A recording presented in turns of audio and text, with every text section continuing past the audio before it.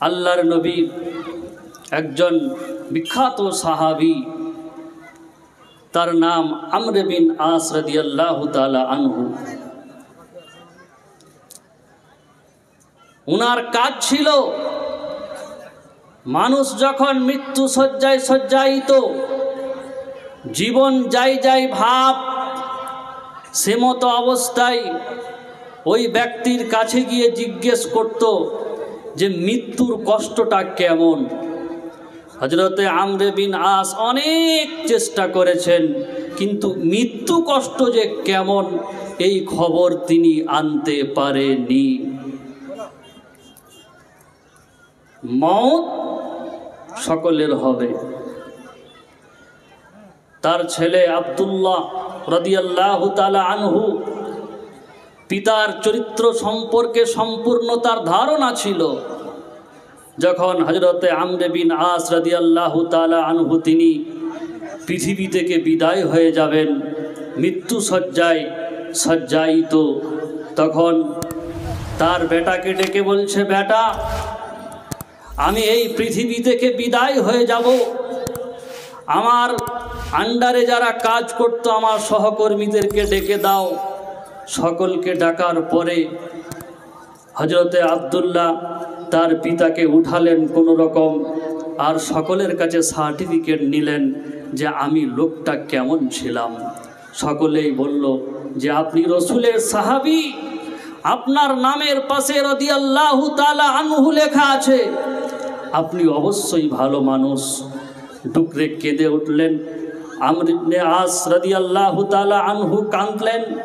তার ছেলে আব্দুল্লাহ জিজ্ঞেস করছেন, বাবা, আব্বু, আপনি কান্না করছেন কেন? আপনি তো রসুলের সাহাবী, আপনার নামের পাশে রাদিয়াল্লাহু তাআলা আনহু লেখা হয়ে গিয়েছে। হযরতে আমর বিন আস বলছেন, বেটা, আমি যেটা হারিয়েছি সেটা যদি পেয়ে যেতাম, আর যেটা পেয়েছি সেটা যদি হারিয়ে ফেলতাম, কতই না ভালো হতো।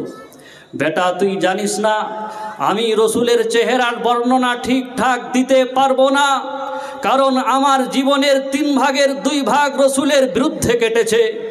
আমি মদিনার অলিতে গলিতে তরবারিটা উঁচু করে নিয়ে আমি ঘুরে বেড়াতাম যে মুহাম্মদ নামের একজন বদমাইশ এই মদিনার মাটিতে আছে, সে নাকি অন্য ধর্মের কথা বলে, সে নাকি নতুন ধর্মের প্রবর্তক, সে নাকি বাপ থেকে ছেলেকে আলাদা করে দেয়, মা থেকে বেটিকে আলাদা করে দেয়। ওই নবীকে মারার জন্য আমি মদিনার অলিতে গলিতে ঘুরিয়ে বেরিয়েছি। বেটা, আমি যখন মুসলমান হলাম, আমি রসুলের কাছে যখন এলাম, আল্লাহর নবী আমার দিকে হাতটা বাড়ালেন। আমি যখন বাড়াতে গেলাম, আবার নিজেই আমি হাতটা সরিয়ে নিলাম। হযরতে আমর বিন আস, রসুল বলছেন, তুমি হাতটা সরিয়ে নিলে কেন? তখন বললেন, ইয়া রসুল আল্লাহ, আমি হাতটা এজন্যে সরিয়ে নিলাম, আপনার সঙ্গে আমার সরাসরি দেখা হলে আমি মুখটা লুকিয়ে নিই। তার কারণ হলো জীবনে অনেকটা সময় আপনার বিরুদ্ধে চলে গেছে বেটা। তার বাপের যে চরিত্র, মানুষের মৃত্যুর সঙ্গে যখন মানুষ দুনিয়া থেকে বিদায় নিব ভাব, তখন তার কানের কাছে গিয়ে অনেক চেষ্টা করেছে যে মৃত্যু কষ্ট কেমন। আব্দুল্লাহ বলছে, আব্বু, আপনি তো লোকের মৃত্যুর কষ্টের খবর নিতেন, এখন তো আপনি দুনিয়া থেকে বিদায় হয়ে যাবেন, মৃত্যু কষ্ট কেমন একটু যদি বলেন। হযরতে আমর বিন আস বলছেন, বেটা শোন, আমি মাঝামাঝি অবস্থায় রয়েছি, না জমিনে না আসমানে, মনে হচ্ছে আমার নিঃশ্বাসটা সূর্যের ফুটো দিয়ে চলছে, আর মনে হচ্ছে কেউ খেজুরের কাঁটা আমার বুকের মধ্যে আঘাত করছে, আর একটা পাখিকে গরম তেলে ছেড়ে দিলে যেমন কষ্ট হয় তেমন কষ্ট আমার মধ্যে হচ্ছে বেটা। তো হযরতে আমর বিন আস তার বেটাকে মৃত্যুর পূর্বে কিছু ওসিয়ত করে গেলেন, এটা করো, এটা করো না, ওদিকে কিছু টাকা জমিয়ে আছে, এদিকে কিছু কাজ আছে, এগুলি ঠিকঠাক করে নিও। এইভাবে কিছু ওসিয়ত মৃত্যুর আগে হযরতে আমর বিন আস করে গেলেন, এর নাম ওসিয়ত। এরপর বিশ্বনবী কিছু ওসিয়ত করেছেন।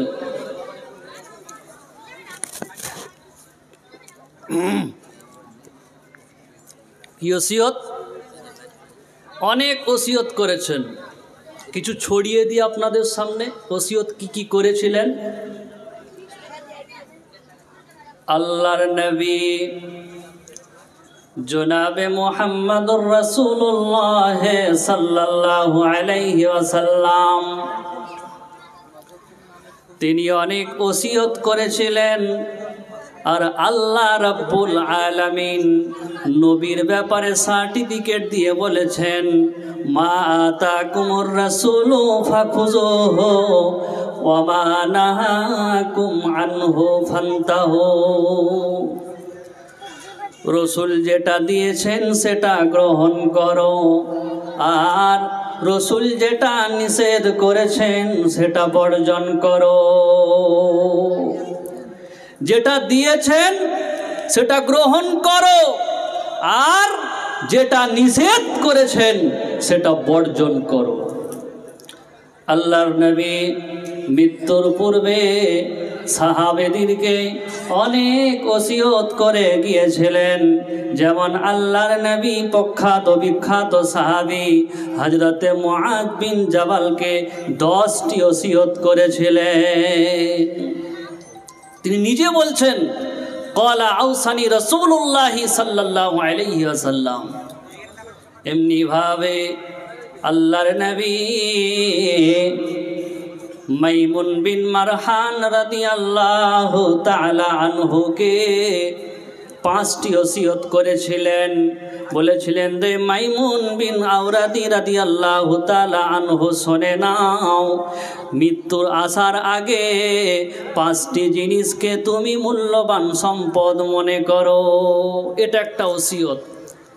আরো ওসিয়ত করেছেন, যেমন আবু হুরায়রা রাদিয়াল্লাহু তাআলা আনহুকে ওসিয়ত করেছিলেন, ওরে আবু হুরায়রা, ইজতানিবু ইজতানিবু ইজতানিবু, তুমি বেঁচে থাকবে, তুমি বেঁচে থাকবে সাবআল মাউবিকাত, 7টি ঈমান ধ্বংসকারী বিষয় থেকে। আরো আল্লাহর নবী ওসিয়ত করে গিয়েছেন। তার মানে হলো, আর এক জায়গায় ওসিয়ত করেছেন যে এক মুসলমানের প্রতি অপর মুসলমানের 5 আর 1-এ 6টি হক রয়েছে। এমনি করে যদি দেখতে যাই, সারা ওই যে আপনার বুখারী, তিরমিজি, আবু দাউদ, ইবনে মাজাহ যত হাদিসের গ্রন্থ আছে, সমস্ত হাদিসের গ্রন্থটাই বেশিরভাগই রসুলের ওসিয়তমূলক কথাবার্তা। বেশিরভাগই রসুলের ওসিয়ত। এখানে আল্লাহ 10টি জিনিসকে নিষেধ করলেন। আল্লাহ নবীকে বলছেন, হে নবী, আপনি পড়ে শুনিয়ে দিন, আপনি তেলাওয়াত করে শুনিয়ে দিন। আল্লাহর নবী আজকের দিনে 2025 সালে যদি বেঁচে থাকতেন, আল্লাহর নবীকে দাওয়াত দিতে হতো না, 2 মাস 6 মাস আগে ডেট নিতে হতো না। নবী সাহেব নিজে এসে ভবানীপুর স্টেজে কোরআন খুলে খুলে বলে দিতেন যে এগুলি আল্লাহ নিষেধ করেছে। সূরা আনআমকে তেলাওয়াত করে শুনিয়ে দিতেন, এই সমস্ত বিষয় থেকে তোমরা নিজেকে বাঁচিয়ে রাখবে বলতেন। পৃথিবীর সবথেকে দামি মানুষ। ওসিয়ত নামাগুলি কি? বিসমিল্লাহির রহমানির রহিম। কুল তাআলাউ আতলু মা হাররামা রাব্বুকুম আলাইকুম আল্লা তুশরিকু বিহি শাইয়্যা। হে নবী, তুমি বলে দাও, উম্মতদেরকে তেলাওয়াত করে শুনিয়ে দাও, তারা যেন জীবনে কোনো দিন আল্লাহর সঙ্গে অন্য কাউকে অংশীদার না বানায়।